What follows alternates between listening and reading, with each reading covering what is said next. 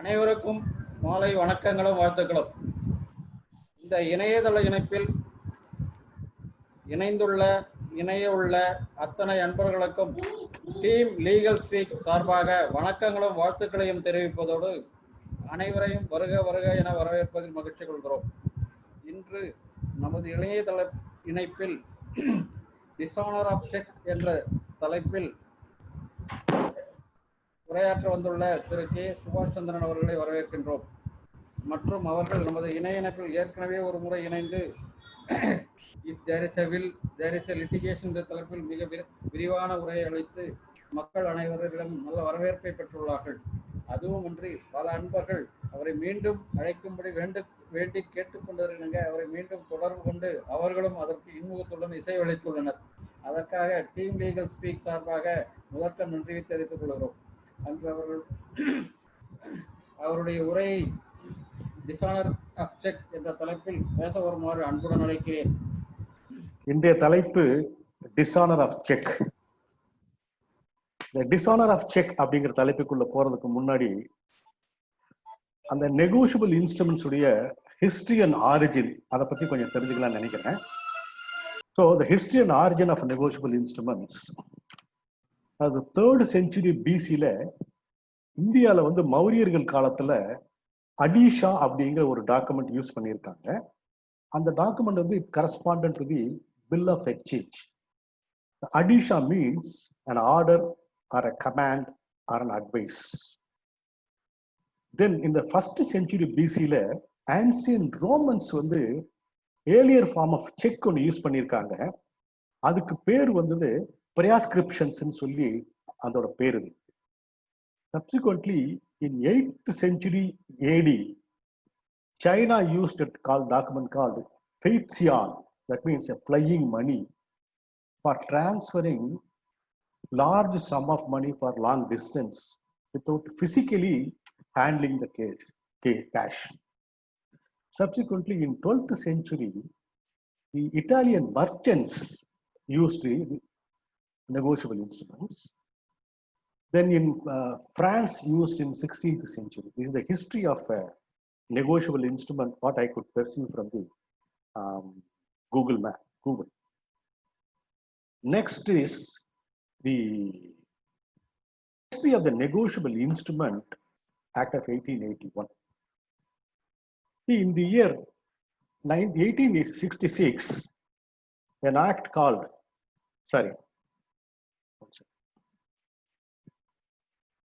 in the year 1866, an act was originally drafted by the 3rd Indian Law Commission, and it was introduced in the council in December 1867. Then it was referred to a select committee. The mercantile community raised huge objections because there were a lot of deviations in the provisions of the new draft when compared to the English law. So it did not materialize further. Again, after more than 10 years, the bill was again redrafted. That is, in 1877, it was redrafted and was revised by a select committee. In spite of this, the bill could not reach the final stage. Again, in the year 1880, the bill was referred to a new law commission. On the recommendation of the new law commission, the bill was redrafted again, and it was sent to select committee, which adopted most of the additions recommended by the new law commission. The draft, thus prepared for the 4th time, was introduced to the council and was approved by the council, and it was enacted on 9th December 1881, called the Negotiable Instruments Act of 1881, and it came into effect from 1st March 1982. Now we will see what are the negotiable instruments which are recognized by the Act. Though business community is using many negotiable instruments, all the negotiable instruments are not recognized in law as negotiable instruments. As per section 13 of the Negotiable Instruments Act, only 3 instruments are recognized as negotiable instruments. That is promissory note, bill of exchange, or check. Only these three are the negotiable instruments recognized by the Negotiable Instruments Act of 1881. These instruments are defined in section 4, 5, and 6 respectively. As I said, business community is using negotiable instruments other than these three, though it is not having the recognition of Negotiable Instrument Act, but in the business parlance, they are using some of the documents. I just name a few. Bill of lading, airway bill, lorry receipt, railway receipt, letter of credit. All these things are used by the business community and being negotiated in the course of business. Now let me turn to the subject of check dishonor. See, in the year 1988, an amendment was made in the Negotiable Instrument Act. The act was called Banking, Public Financial Institutions and Negotiable Instruments Laws Amendment Act of 1988. By virtue of this act, Chapter 17 was inserted with sections covering sections 138 to 142, which deals with the penal provisions and the procedures of prosecution. This was introduced in the year with effect from 1/4/1989. See, the object of the provision was to enhance the acceptability of checks in settlement of liabilities by making the drawer liable for penalties in case of bouncing of checks due to insufficiency of funds in the accounts or for the reason that it exceeds the arrangement made by the drawer, with adequate safeguards to prevent harassment of honest drawers. Just I'm repeating the object of the legal penal provision brought in 1988. To enhance the acceptability of checks in settlement of liabilities by making the drawer liable for penalties in case of bouncing of checks due to insufficiency of funds in the accounts or for the reason that it exceeds arrangement made by the drawer, with adequate safeguards to prevent harassment of honest drawers. See, I will just briefly explain these provisions 138 to 142. The 138 is the main provision which deals with the definition of offense as well as the punishment for this and cause of action, all those things. Section 139 talks about legal presumption in favor of the holder of check, a payee or the holder in due course. Then 140 discusses about the absence of mens rea cannot be a reason to say that they cannot take a defense that I have no intention to dishonor the check. Then 141 is the offense by companies. Then 142 is the cognizance to be taken by the court and the procedure for filing all those things. Subsequently, in the year 2002, the Act suffered amendments. In the 2002 amendment, which was brought into effect from 6th to 2003, in section 138, the punishment which was 1 year earlier was enhanced to 2 years, and the time limit for issuing notice was raised from 15 days to 30 days. Similarly, in section 141, a second provision was inserted to exempt the directors appointed by the central and state government and also financial corporations owned by the central government. This was specifically inserted because section 141, every director who is responsible for the business of the company are held liable for check offense. But when the government is appointing by virtue of the power it is having, these people are also suffering this. So to exempt them, this provision was inserted. Similarly, in section 142, a provision was inserted enabling the court to condemn the delay in filing the complaint. Till such time, there was no provision in the NI Act to condone the delay if the complaint was filed belatedly. Then section 143 to 147 were inserted in 2003 amendment. These are procedures of the court. Then in 2015, also it suffered a amendment. It came into effect from 15/6/2015. It is section 142 in subsection 2 was inserted to clearly specify the territorial jurisdiction of the offense, because there were a lot of disputes based on the earlier cause of action, which court has jurisdiction to entertain the complaint. So to put to rest these kind of disputes, this provision, this section was introduced, subsection was introduced. Then section 142A was inserted to validate some of the transfer of pending cases. Based on Supreme Court judgment, a lot of cases were transferred from one court to other court. So to validate those transfers, these were brought into. Again, in 2018, also the Act suffered amendment, which came into effect from 1/9/2018. The major thing is this is in favor of the complainant. It brought into effect, it's some inserted section 143A and 148. This is the power of the court to give interim compensation and compensation during the appellate side. That's even the trial as well as during pending appellate appeal, the courts are empowered to give interim compensation. Now I will deal with the main provision of the NI Act of Chapter 7. The 138 is the main section which describes the offense and the cause of action for filing complaint. Unless and otherwise, the ingredient specified in the 138 Act is satisfied, no offense can be made out. The first ingredient is a person should have drawn a check from an account maintained by him in a bank for payment of certain amount of money to another person from out of that account. That is, if he is issuing a check, the check that should be from a bank in which he is having an account, and for paying certain money, he should have issued the check. Next ingredient is the check should have been issued for discharge of either in whole or in part of any debt or other liability.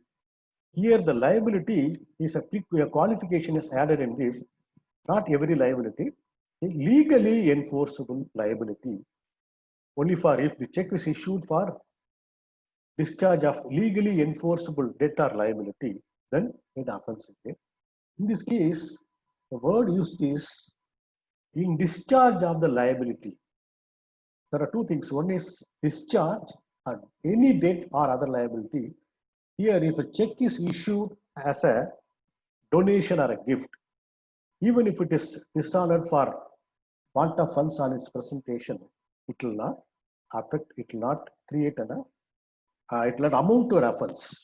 Suppose somebody is coming and asking for donation, we are not able to give immediate cash and we are paying. Unfortunately, the person who issued the check could not arrange for sufficient funds. In that case, if it is dishonored, that dishonor will not amount to offense because the check was not issued in discharge of the liability. Instead, it is a charity, it is given. So, this is there. Next is any debt or other liability. The debt need not be, the liability need not be the drawer of the check. It can be of somebody else also. For example, A owes money to B 1 lakh. And he is not able to pay the money to B when demanded. Instead, he is asking his friend C to issue a check to B of 1 lakh to discharge the liability of A. As requested, C issues a check to B and unfortunately able to arrange funds and the check gets dishonored for want of funds. Here the offense is committed by C and liabilities on C and not on B. Next, the ingredient is the check should have been presented for collection within 6 months from the check date or within the period of its validity, whichever is earlier. In fact, the provision till date it is having 6 months, the act. The subsequent second leg is within its validity. But RBI has issued a circular reducing the validity of the check from 6 months to 3 months with effect from 1/4/2012. So from 1/4/2012, all the checks issued in India, the validity is only 3 months, not 6 months. The check is issued beyond the period of 3 months is invalid in law. I mean, it is not a honorable check, and it in fact it can be called as a stale check. Here in this section, presented for collection plays a major important role for working on the limitation of presenting the check within that validity. Suppose a person is issuing a check from Chennai, State Bank of India, and to a person in Coimbatore. For example, the check is issued to me. I am having an account in Coimbatore, Saravanamati, Canara Bank branch. The validity of the check comes to an end. That is, the 3 months period comes to an end on 31st July 2020. I am going and presenting the check at my bank, Canara Bank, on 31st July. The check reaches the Chennai branch of the respective bank on 1st August and gets dishonored. Whether it is amounting to offense, but as per the provisions of this, since the check was presented for collection at the drawee bank beyond the period of the limit, that is 3 months, it has become a stale check for the bank, and they can dishonor on the simple ground itself, stating that it is, even if there is no sufficient funds, it is not amounting to an offense. In fact, on the very same point, we lost a case in Coimbatore. One of our clients presented a check on the last day. They presumed the last day means the last day they should present in their bank. It was presented, as I explained, அடுத்த நாள் தான் அவங்க bank கலெக்ஷனுக்கு போகுது, but dishonour ஆயிடுச்சு. அவங்க அதை சொல்ல notice கொடுத்தாச்சு. நோட்டீஸ் கொடுத்ததுக்கு அப்புறம் then they took a stand during the trial that the check is presented for collection at drawee bank beyond the period of limitation. Hence, no offense is made out. The trial court acquitted the accused on this sole ground. The next ingredient to be complied with is the check should have been returned unpaid, either because of insufficient funds or it exceeds arrangement. Generally, if it is an individual, it is becoming insufficient funds. In business community, they arrange for overdraft facility. In those cases, the checks are returned as exceeds arrangement instead of making it as insufficient funds. In either case, the net result is the check is returned for want of funds. There are some other occasions where the checks are returned for other reasons, like stop payment, account closed, account frozen, signature varies, stale check, refer drawer, alteration in the check, and signature varies, like this. In these cases, all the reasons are not attracting the legal provisions. Only a few are attracting legal provisions, which I will explain during the course of discussing about the case laws of this.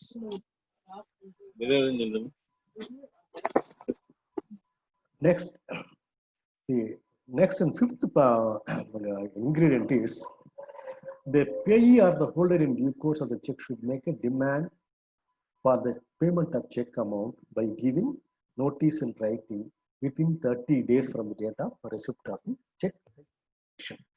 That means if the check is dishonored and the payee of the check receives an intimation from the bank, usually from his bank only we will receiving the intimation. stating the check has been dishonored for want of funds.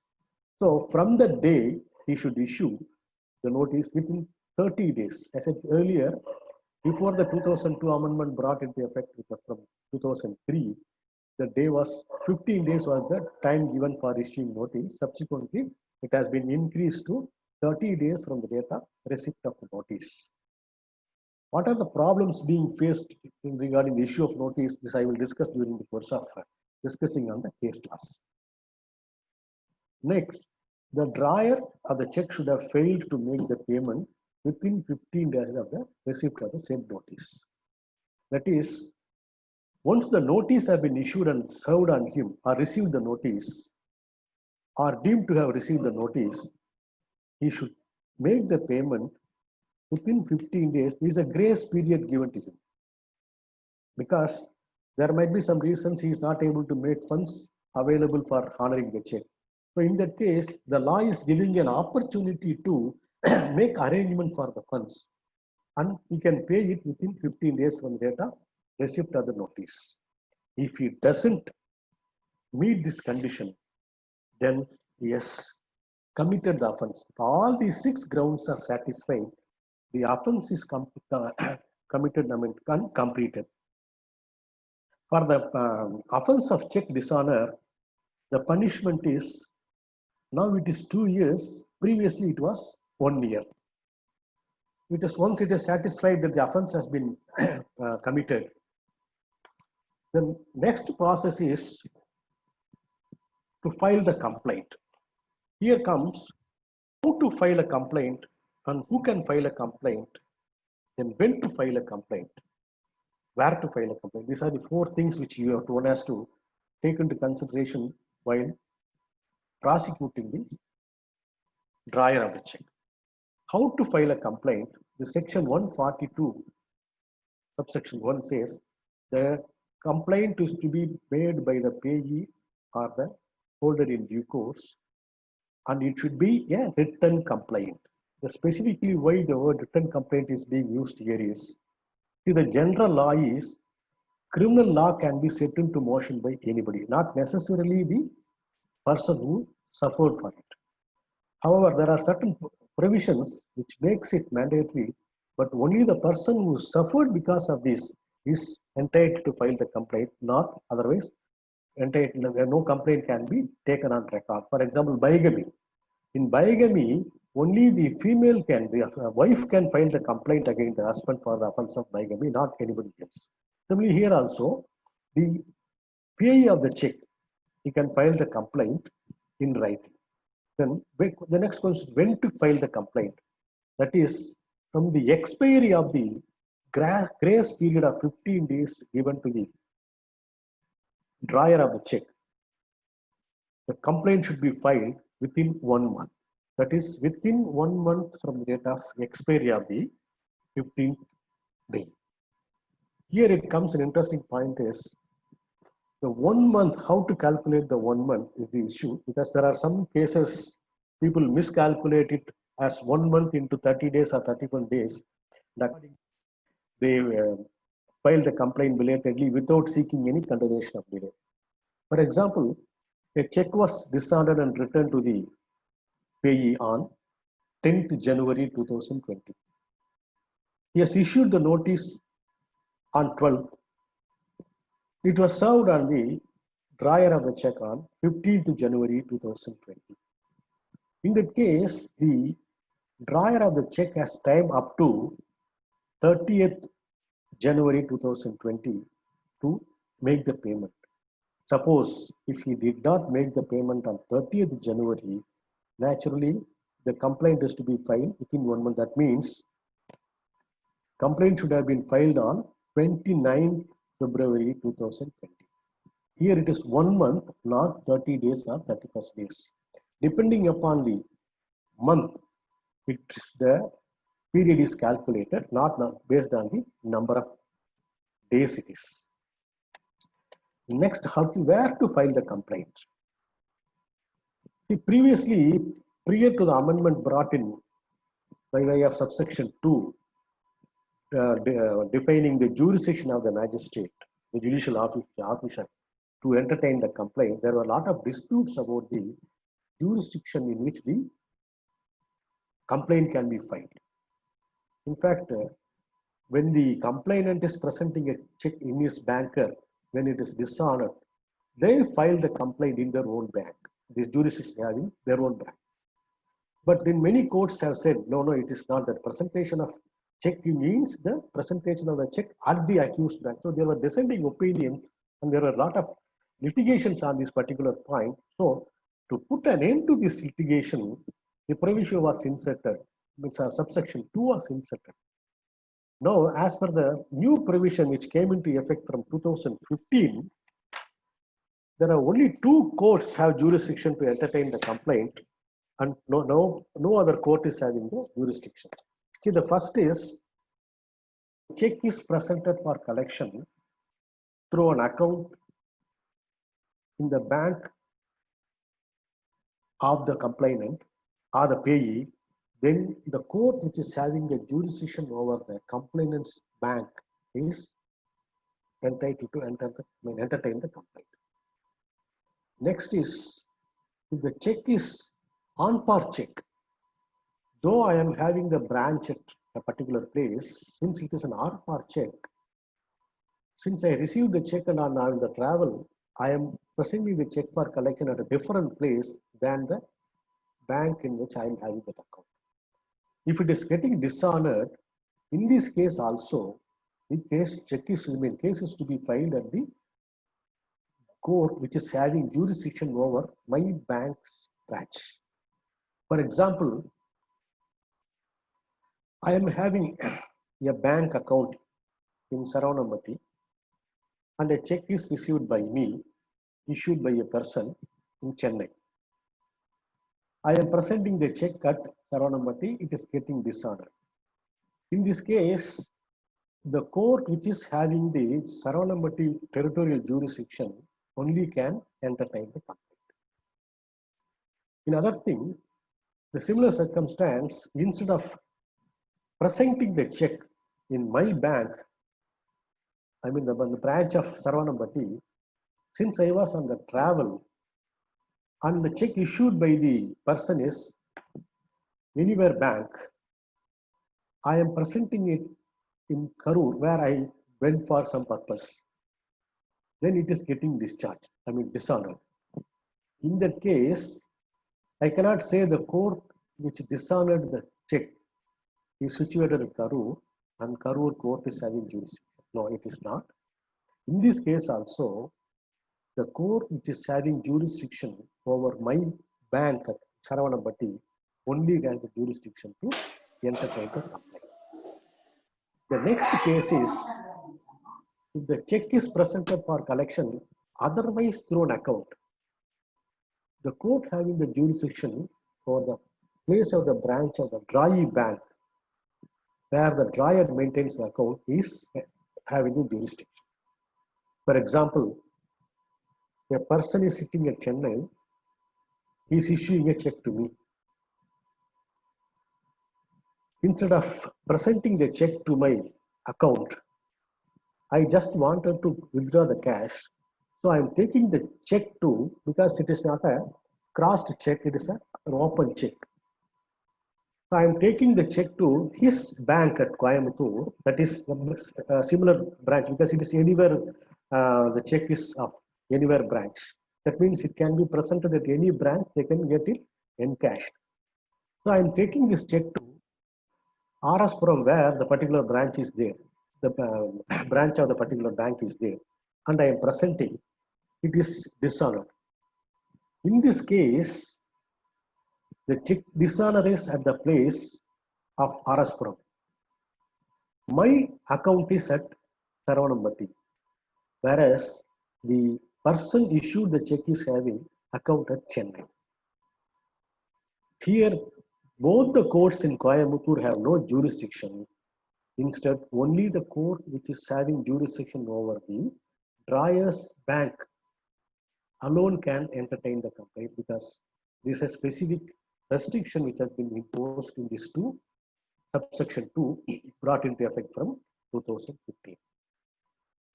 Now I will come to Offense by companies. This is section 141 deals with the offenses committed by the company. In fact, this provision is almost similar to all the enactments, even in taxation laws.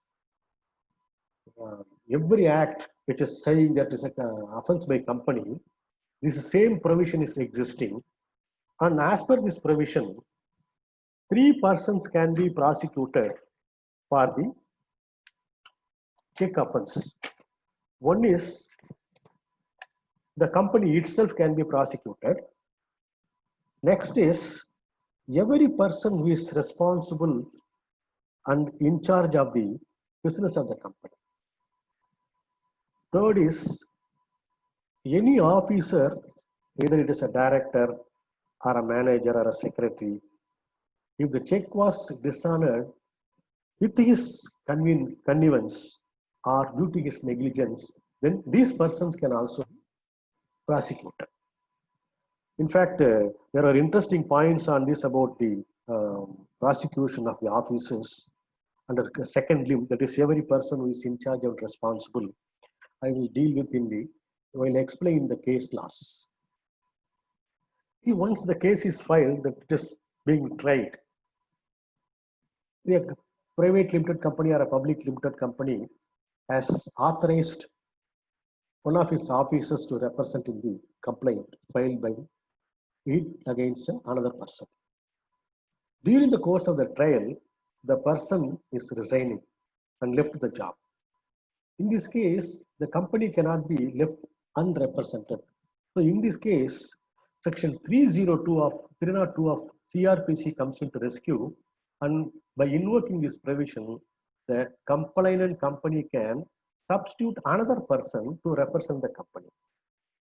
Similarly, in the case of accused company, for example, deliberately the complainant is arraying a lady director as representing the company. Though there are 4 or 5 directors, male directors, he is deliberately making the lady director as a representing company, not as an accused, but as a representative of the company. In that case, it is the prerogative of the accused company to substitute, because who is to represent my company is my prerogative and it cannot be forced upon. In that case, the accused company can substitute another person by invoking section 305 of CRPC. For this, no specific authorization from the board is necessary. It is sufficient if the managing director of the company is giving an authorization to the person to represent the accused company. Now I will turn to the discussion on the case laws.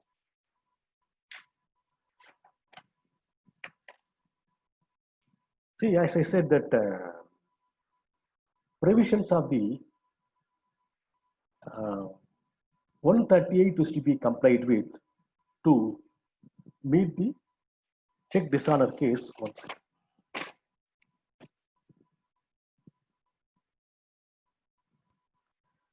In this regard, I am relying on a judgment of the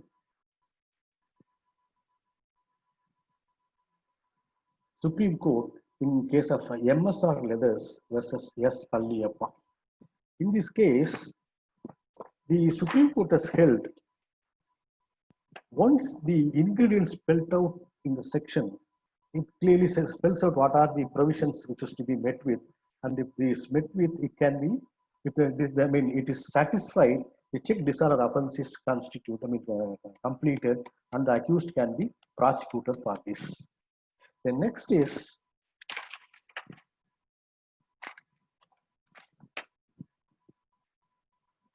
the reason for the dishonor, as I said. If the checks are dishonored for want of funds, yes, there cannot be any dispute on this because the section itself clearly says.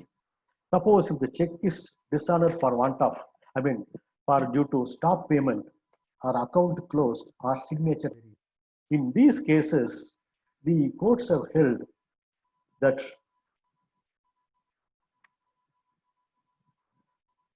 In the case of MMTC versus Medical Chemicals Pharma Limited, reported in 2002, 1 SEC 234, it says even if the stop payment instruction is given, then it is not absolving the accused from the criminal liability.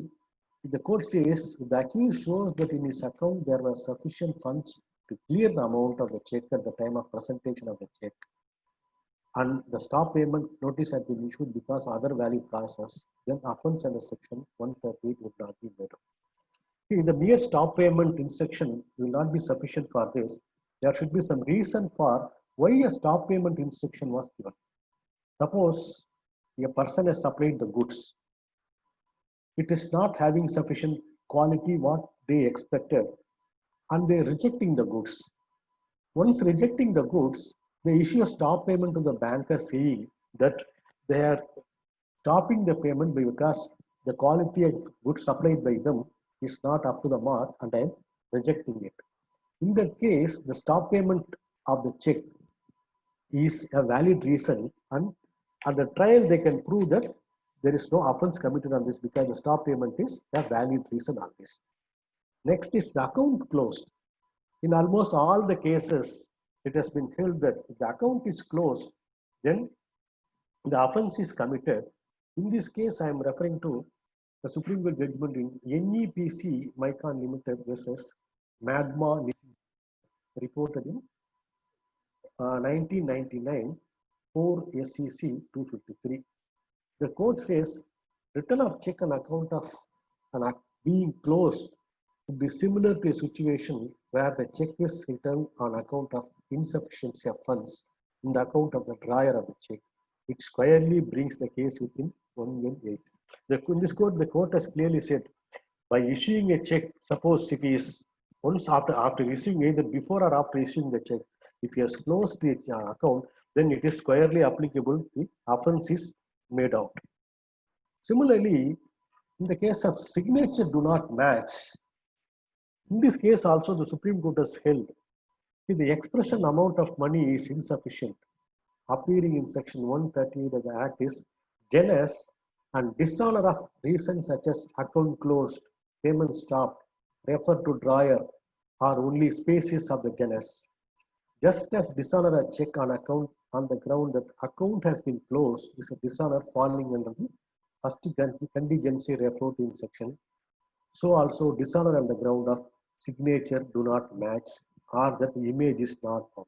So in this case also the Supreme Court has held that merely it is saying does not match or tally is not reason to think. Even then it is check offense is made out. Then comes the problems being faced in issue of notice. How the issue of notice to be made is, Supreme Court in the case of Alavi, CC Alavi Haji versus Palpeti Mohammed, reported in 2007, 6 SEC, it has stated when a notice is sent by registered post by correctly addressing the drawer of the check, the mandatory requirement of issue of notice in terms of clause B of proviso to section 138 of the Act stands complied with. It is needless to emphasize that the complainant must contain basic facts regarding the mode and manner of issuance of notice to the drawer of the check. In another case, in N. Parameswaran Unni versus G. Kannan, the Supreme Court has held, it is reported in 2017, 5 SEC. It says, it is clear from section 27 of the General Class Act of 97 and section 114 of Evidence Act that once notice is sent by registered post by correctly addressing the drawer of the check, the service of notice is deemed to have been effected. However, the drawer is at liberty to rebut this presumption. In the same case, it is further held, refused or not available at the house, or house locked, or shop closed, or addressee not in station, or intimation served, addressee absent. These are also deemed to be served, and the due service of notice is to be considered as valid on this. The next consequence is, can the prosecution be made on a second notice? In fact, earlier there were very large lot of judgments which said once a notice has been issued for check dishonor, there cannot be a second notice even if this check is second time presented. But this position was subsequently changed in the year 2013 in the MSR Leather case. In this case, the bench head and the larger bench held, even if a second notice is given, that will not absolve the accused from the liability of check. In fact, that says this is an accommodation given by the complainant to the accused to rectify his mistake, and this will not hamper his statutory right of filing complaint. The court has further said, during the validity of the check can be presented any number of times, and for each and every time they can issue a notice. Only thing, they should not have prosecuted for him in one particular notice. Once a prosecution has been made, then there cannot be a second prosecution on the same cause of action or subsequent cause of action, because already it is there. So in this circumstance, any number of notice can be issued on dishonor. Every dishonor, every notice can be issued, and you can wait for that. Subsequently, you can file the complaint based on any of the notices. In one of the cases, a person issued a notice after his dishonor. He intimated the fact to the drawer of the check. That person, to buy time, told him to represent the check after some time. Accordingly, this man represented the check second time. The cunning fellow did not honor the check. Instead, he dishonored it. So, the payee once again issued the check, once again issued the notice to the drawer. It was served on him, and based on the second notice, he filed the complaint. But the accused took a stand before the court stating that he has already issued a notice and he is issuing second notice. From the date of first notice, the time limit for filing the complaint is over. He has not sought for any continuation, hence no cognizance can be taken. But in this case, the court has held, no, it is not that. They can file the complaint at any number of time. They can issue any number of notices within its validity. They can present the check. For every dishonor, they can issue the check. In that particular case, the court said it is not a second notice. Instead, it is the case was not prosecuted on the first notice. Instead, it is the prosecution based on the second notice. Hence, the prosecution is valid and the conviction was upheld by the Supreme Court. Next comes the non-reply of notice. A statutory notice has been sent to the drawer of the check, but he did not send any reply. During the course of the trial, if he has not explained why he has not replied the statutory notice, it can be stated there is a merit in the complainant's version. In this case, I am referring to Rangappa versus Sri Mohan. This is a Supreme Court judgment. This is a larger bench judgment. 2010 4 CTC 118. In this case, the Supreme Court says, furthermore, the very fact that the accused had failed to reply the statutory notice under section 138 of the Act leads to the inference that there was merit in the complainant's version. Hence, non-reply of notice, statutory notice, should be properly explained in the course of trial. Failure to do so, it get attract that the court can presume that there is merit in the complainant's version. Next comes the presumption available under section 139. In fact, there were dissenting judgments on this particular point.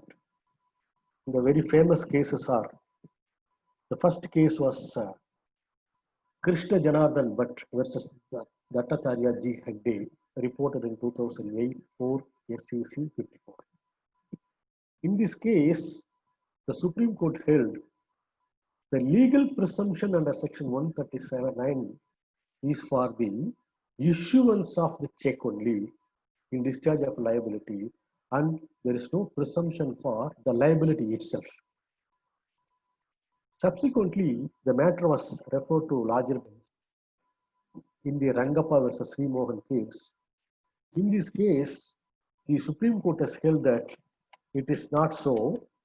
It says that it is presumed the presumption mandated by Section 139 of the Act does indeed include the existence of a legally enforceable debt or liability. To that extent, the impugned observations in Krishna Janardhan Bhatt Supra may not be correct. So, the ruling of the Supreme Court in the earlier case, that is Krishna Janardhan Bhatt case, was overruled subsequently in the Rangappa versus Sri Mohan case. The very latest judgment is in 2019, that is Basalingappa versus Mudubasappa, which is reported in 2019 SEC Online SC 491. In fact, this case is the very latest case. This case is dealt with in the Rangappa case also referred to. This also categorically holds now that presumption under 139 is available even for presumption of the liability also. Now that comes to the, once the presumption is made that the check is issued in discharge of liability, the burden has been shifted to the accused to discharge his onus of disproving that it was not issued in discharge of the liability. In this case, interestingly, the Basalingappa versus Mudubasappa case, the Supreme Court has held how to rebut the presumption in the case of limitation. I mean, when the presumption is there 139, how the presumption is to be limited. In this case, the Supreme Court says the accused need not come to the box and examine himself. He can come out from the versions of the complainant also. He need not disprove the case with strict liability, like the liabilities one on the normal criminal case is that it should be proved beyond all reasonable doubt. Here, in the case of presumptions, there is no such strict liability. Instead, is the preponderance of probability. He has to disprove the case with preponderance of probability by raising a plausible explanation to the case of the complainant, stating that he is not check in discharge of the liability. If he fails to do that, he merely denying, stating that I have not issued the check, or creating unnecessary doubts, which is in the name of doubt that there is no liability, etc., will not absolve the accused from the burden of check offense. Next, I just refer to the offense by companies. The offense by companies is dealt by Section 141. In this case, the Section 141 says company means not only the company which is incorporated in the Companies Act, it also includes a partnership firm. One second. Incorporated bodies or association of persons. In all the three are covered under the category of companies. The partner of the firm is also treated as a director for the purpose of prosecuting this. So in this case, as I said, the business organization which issued the check should be prosecuted. Then any person who was in charge and responsible for the affairs of the company can also be prosecuted. Third is, if the offense is committed with the connivance or negligence of certain officers of the company, they also can be prosecuted. So while prosecuting the company, there cannot be any dispute because the check is the name of the company and represented by, he can be, at the initiation of the complaint, it is the complainant who can select the person who wants the company to represent.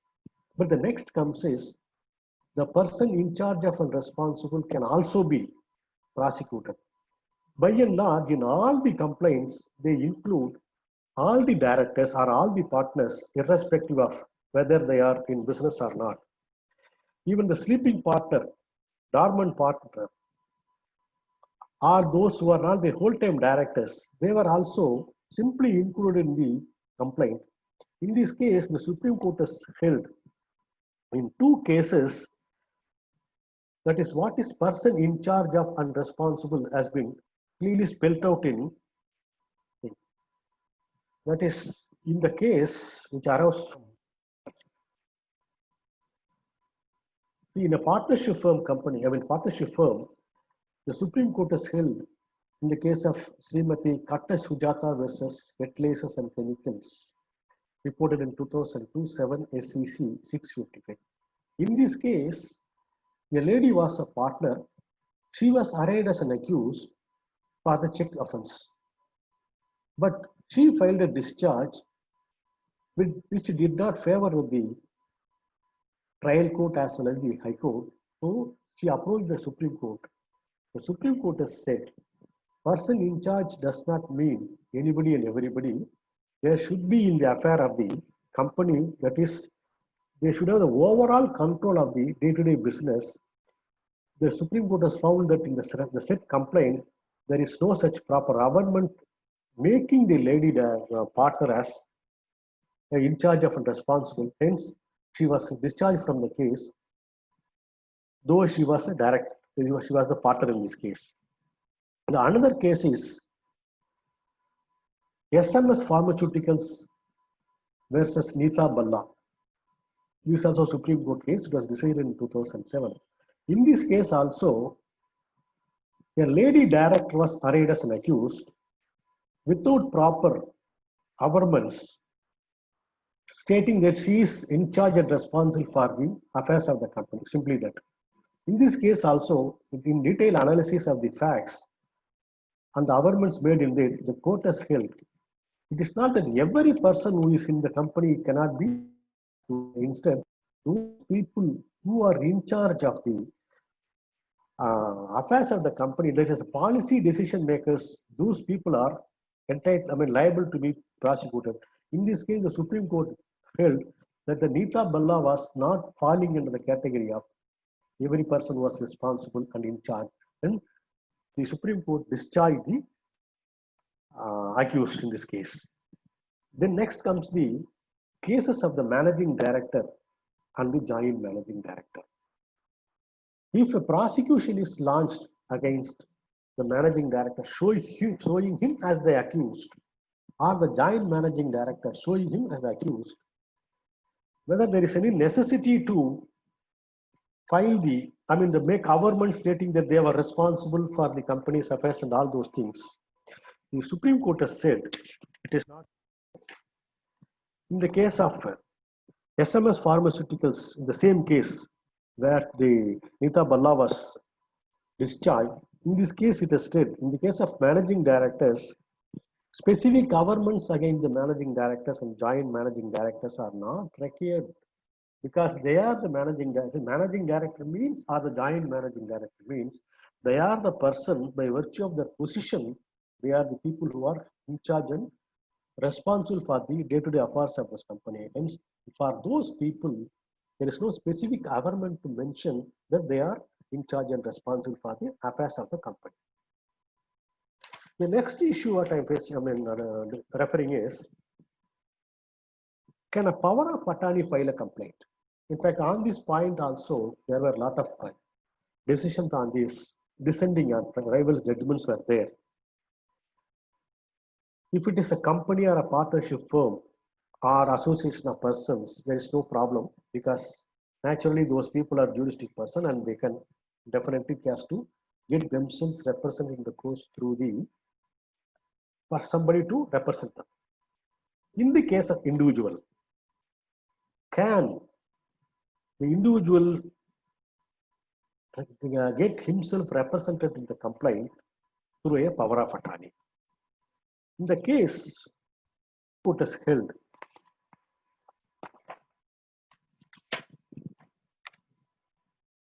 in AC Narayanan versus State of Maharashtra and another, it is a 3-member bench. This is Justice Sadasivam, Ranjan Prakash Desai and Ranjan Gogoi. This bench held that definitely a complaint filed by a power of attorney is legal and proper and is competent to file it. Another aspect is whether he can depose on behalf of the principal.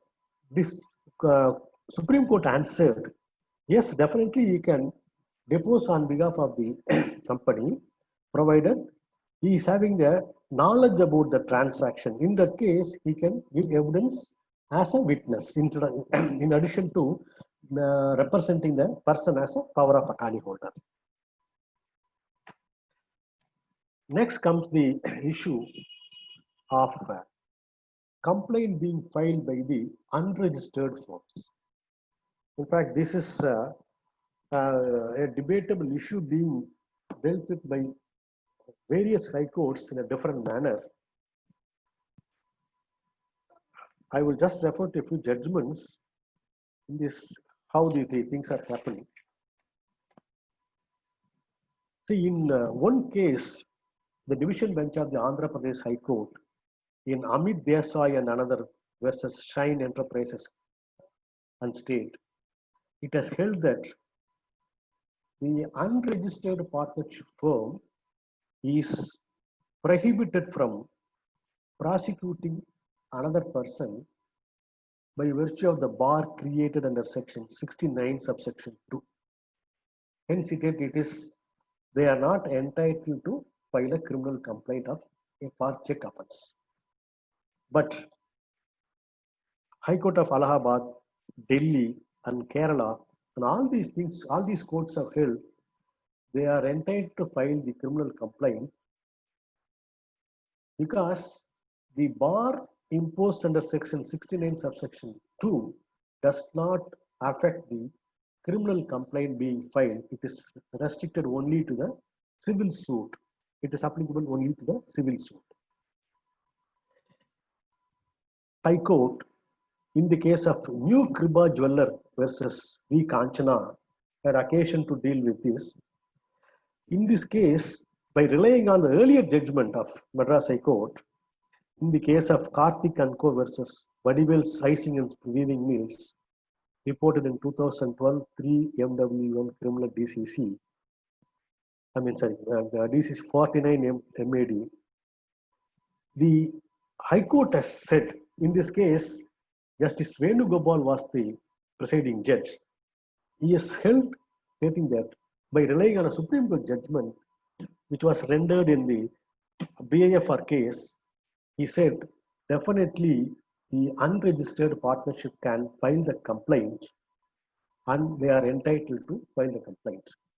In this case, the reference to the Supreme Court case is BSI Limited another versus Gift Holdings, reported in 2000 SEC Criminal 538.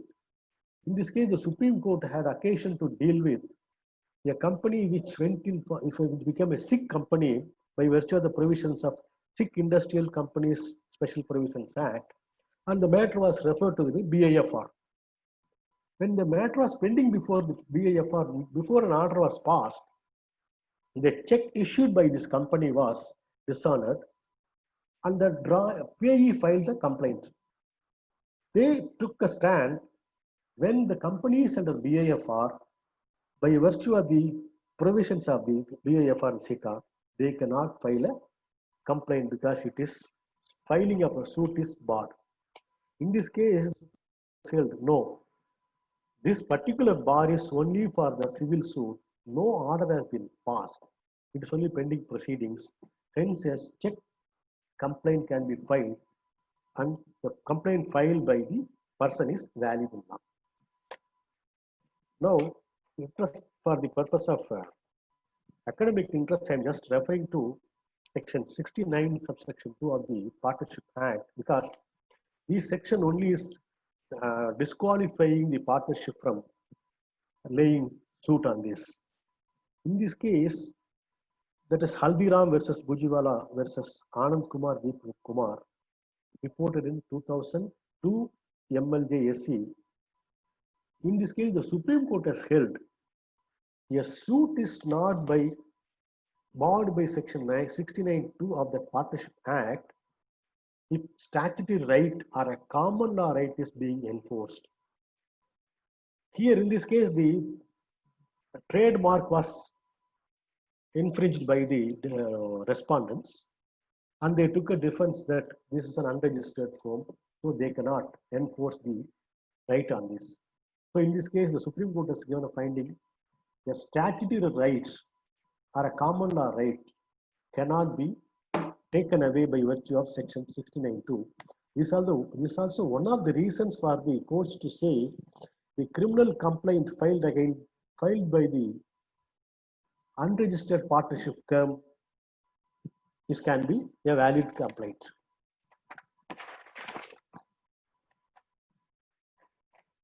Next is in the case of blank check. If a blank check is given, what is the status of the blank check? In this case, the Supreme Court has held in the case of Bir Singh versus Mukesh Kumar, reported in 2019 4 SEC 197. In this case, the Supreme Court has held if a signed blank check is voluntarily handed over to a payee to a sum payment, the payee may fill up the amount and other particulars. This in itself would not be invalidate the check. The onus would still be on the accused to prove that the check was not in discharge of a debt or liability by adducing its evidence. It is immaterial that the check may have been filled by any person other than the drawer. The check is duly signed by the. So even if a blank check is given, it gives a power to the payee of the check to fill up, provided sufficient consideration is passed on, as provided under section 118. A presumption is made that if in any negotiable instrument, if the execution is proved, passing of consideration is a legal presumption. So in this analogy, the blank check even gives an authority to the payee of the check. Next is an interesting case which I came across. Before that, I would like to go to other case. This is, can a person in a fiduciary relationship file a complaint? In this an interesting case. In this case, an income tax practitioner filed a criminal complaint against his client.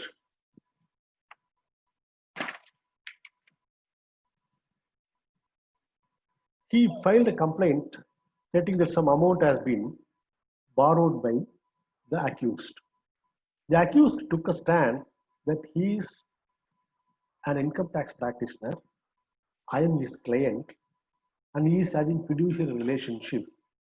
He has misused the documents given by me for filing income tax return and other aspects.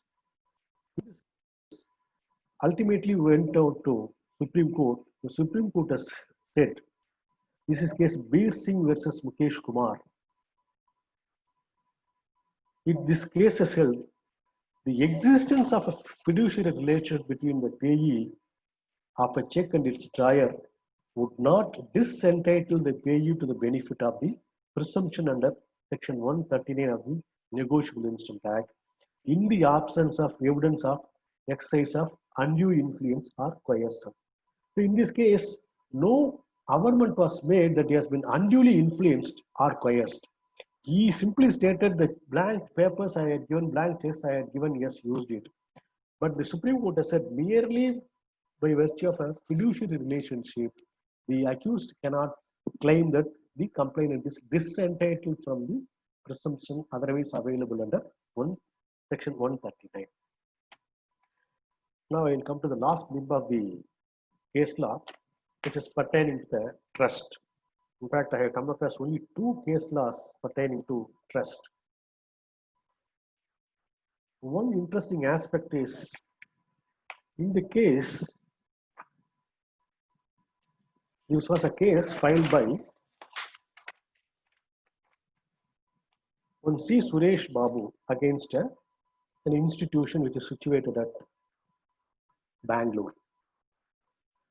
That institution name is Abraham Memorial Education Trust. And they are having 8 managing trustees. They borrowed 7 crores from Suresh Babu for development of the educational institutions.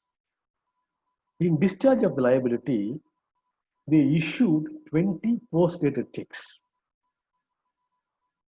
That is 36 lakhs 75,000 each, 20 post-dated checks.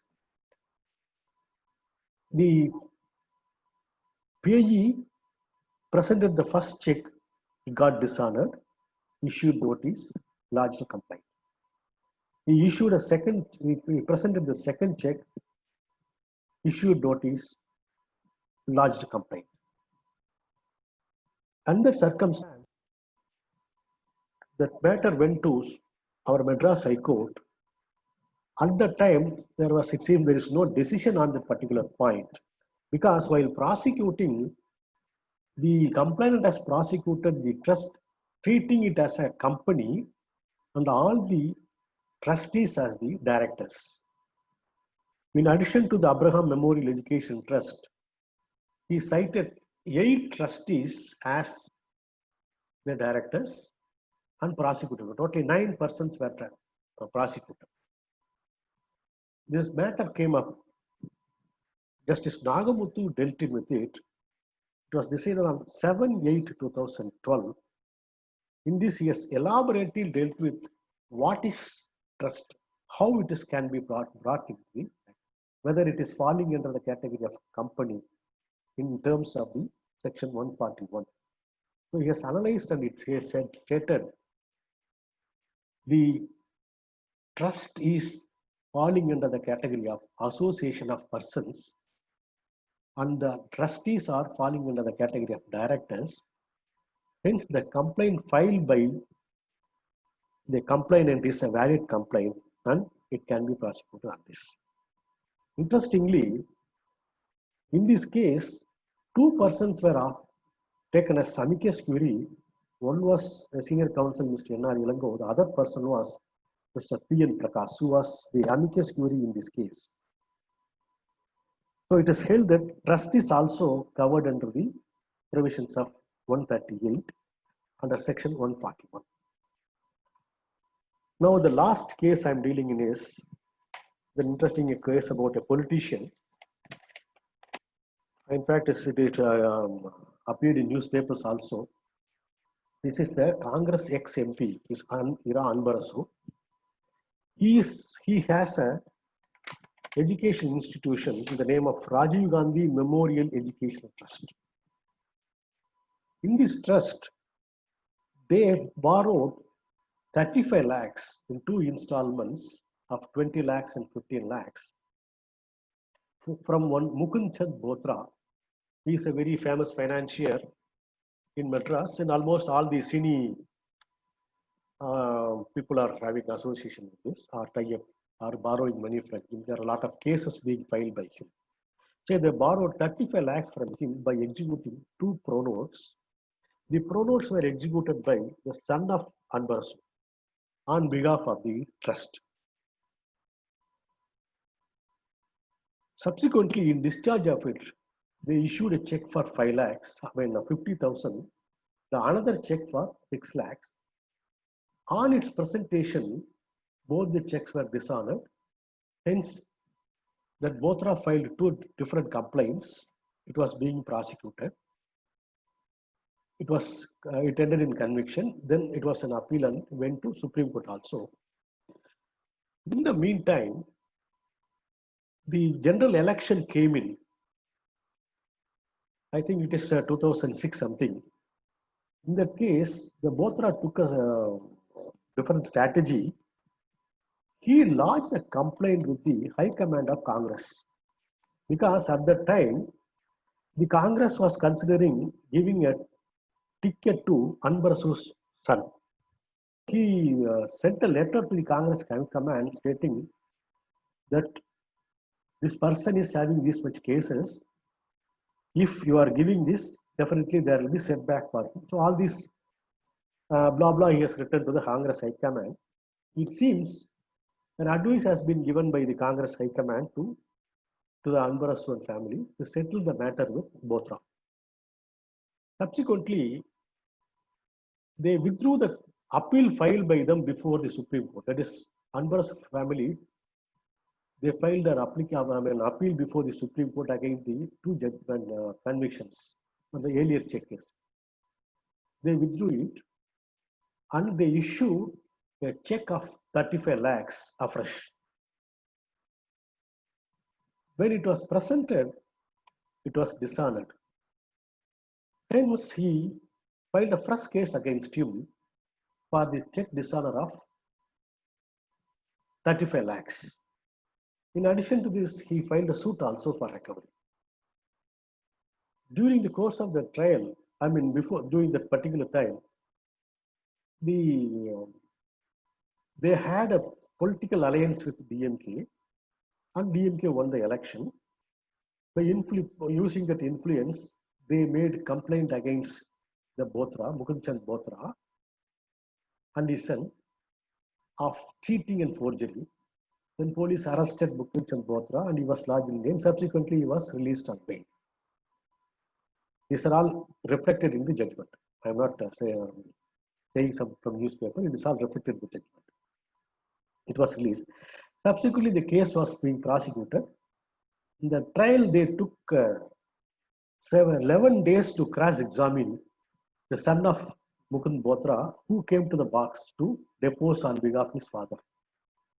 11 days were taken for cross-examination. In the 11 days cross-examination, he withstood. Ultimately, the trial court convicted the family with 2 years conviction. That is, in this, Anbarasu, his sons, his wife, and many people are there. Other trustees were acquitted. 5 trustees were convicted, including Anbarasu's wife. They were convicted for 2 years. They filed an appeal before Sessions Court. Sessions Court confirmed the conviction. Subsequently, it came to High Court. In the High Court, the case was dealt by Justice P.N. Prakash.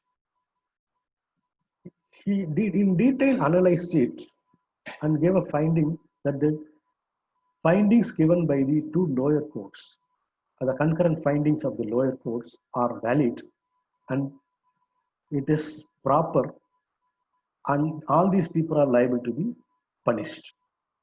Interestingly, in the judgments, he has made some references which it was interesting to me. Just I want to share with you, because they said during the course of taking the defense, they have stated that Mukund Bothra did not show these amounts in income tax, and it is a black money.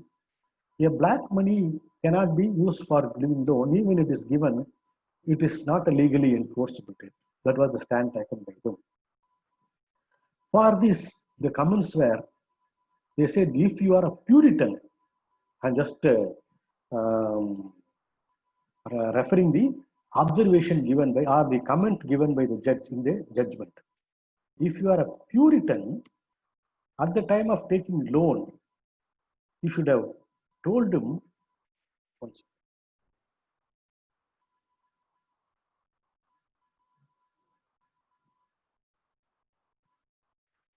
if the accused in the case had wanted to be Puritans, they should have told Mukund son at the threshold itself that they, being Puritans, will obtain loan only from a person who is also a Puritan and who has disclosed all his earnings to the income tax department.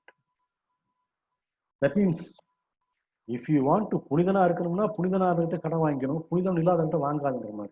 Then another observation he made is, though he did not use the direct word represent that lady, he used a sarcastic word in this or a different word. The ultimate meaning is, ஒரு வேசி கிட்ட கடன் வாங்கினா அவ வந்து வேசி தொழில் செஞ்சுதான் சம்பாதிச்சா அப்படிங்கிறதுக்காக அந்த கடனை கொடுக்க மாட்டேன்னு சொல்ல முடியாது. The word what he used is not prostitute or a call girl. He used the word is compassionate harlot. This is appearing in paragraph 58 of the judgment, in page 30. In the same para, he has stated, a thief is not entitled to legitimately rob a dacoit. This also appearing in the same para. In fact, at the relevant time, this can be checked in the online e-paper also. In fact, I checked it with the very same heading. That is, High Court rules that a thief is not entitled to legitimately rob a dacoit. The same heading, it was reported in Indian Express by giving the case details. So these are the case laws which I am referring to in support of my points. Now I'm coming to the conclusion that the provisions, though all these provisions have been amended and the offense is to be made as serious, all those things, now there is a proposal by the central government to decriminalize these offense, and the proposal has been made in addition to other cases also, other offenses also, for which the legal community is against it, and they are agitating against the proposal for decriminalizing these offenses. Though the act was introduced with a vigor and subsequently amended with further vigor to prosecute the persons who are issuing the check left and right, now considering the pendency of the cases and the litigation, amount of litigation, and the overburdened courts, the central government is proposing to decriminalize this offense. And in June 2020, they have issued a circular also calling for comments from all the trade. So with these words, I thank my learned senior and his colleague Mudimannan for giving me the best opportunity to share with you my knowledge about the negotiable instruments. Thank you, Anand.